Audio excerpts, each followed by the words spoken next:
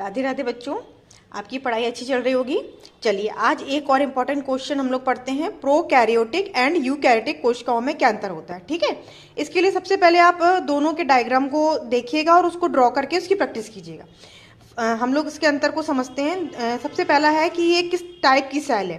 तो prokaryotic cell जो है वो प्रिमिटिव यानी कि आद्य है, और ये यूकैरियोटिक जो है वो विकसित है।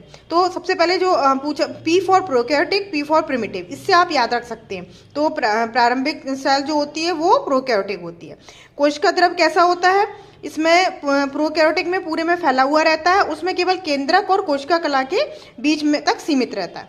अब केंद्रक, तो इसको एक्सप्लेन मैं कर रही हूँ, आप इसको अच्छे से समझिए, इसमें बहुत सारे क्वेश्चन बनेंगे। न्यूक्लियस कैसा होता है, तो सबसे पहले तो जानिए कि प्रोकैरियोटिक का जो न्यूक्लियस होता है वो ट्रू न्यूक्लियस नहीं होता है। क्यों नहीं होता है उसको हम समझेंगे, लेकिन जो यूकैरियोटिक का होता है वो वास्तविक और ट्रू न्यूक्लियस होता है।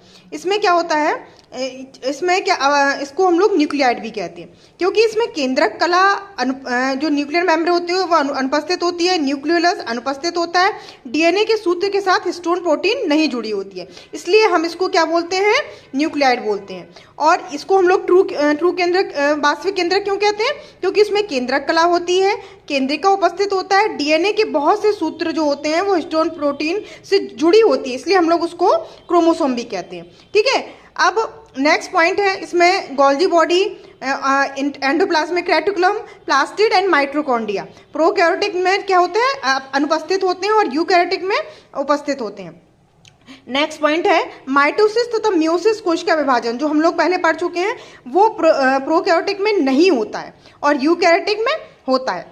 रेस्पिरेटरी सिस्टम जो होता है स्वतंत्र तंत्र होता है, उसमें प्रोकैरियोटिक में इसका काम मीजोसोम्स की जो संरचनाएं होती हैं वो करती हैं, लेकिन यूकैरियोटिक में जो होता है वो माइटोकॉन्ड्रिया करती है।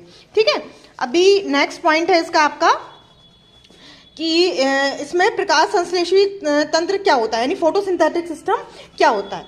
तो प्रोकैरियोटिक में जो होता है आपका क्लोरोप्लास्ट अनुपस्थित होता है, हमेशा याद रखिएगा, लेकिन यूकैरियोटिक में क्लोरोप्लास्ट होता है। वो आप उसमें भी आप बोल सकते हैं कि प्लांट सेल्स में होता है। राइबोसोम्स इसमें 70S प्रकार के होते हैं, इसमें 70S और 80S दोनों प्रकार के होते हैं। और फ्लैजिला जो होते हैं, फ्लैजिला की जो व्यवस्था होती है प्रोकैरियोटिक में 9+2 की व्यवस्था नहीं होती है, ध्यान रखिएगा, और यूकैरियोटिक में 9+2 की व्यवस्था स्पष्ट होती है। वैक्यूल्स अनुपस्थित होती हैं, इसमें उपस्थित होती हैं। लाइसोसोम अनुपस्थित होते हैं, उसमें जंतु कोशिका में पाया जाता है, याद रखिए ये पॉइंट, लाइसोसोम केवल एनिमल सेल्स में पाए जाते हैं। कैप्सूल हो सकता है और इसमें जंतु कोशिका में नहीं, इसमें नहीं हो सकता है। और लिंकेज ग्रुप इसमें केवल